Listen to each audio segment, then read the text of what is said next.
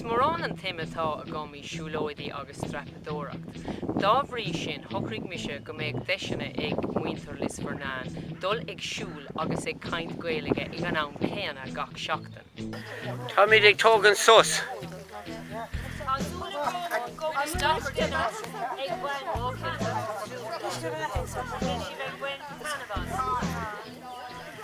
An má leat é den easca batha. Tú Cathy. Tá tú fos. Tá sa bhuiidéil.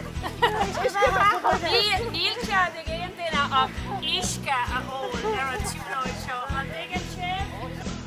Tá na siúlóidí ann go speisialta dóibh siúl atá fánn orthú gaelige a leabhar agus siúl ag an am céanna gan an umacha drapa a dhéanamh. Istí gon seo tá caré agin? Cornéal. Agus ón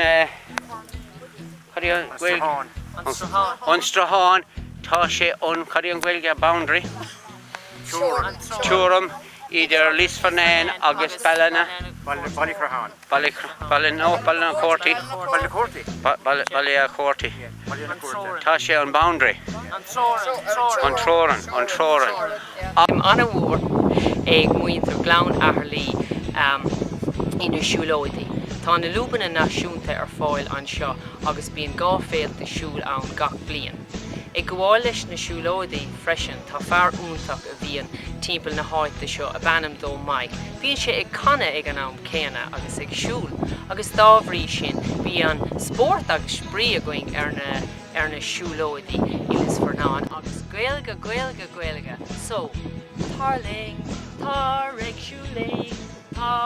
siúling an seo Ilis Fernán. Tarling, tareg siúling an seo Glen of Aherlow. Vote all to force.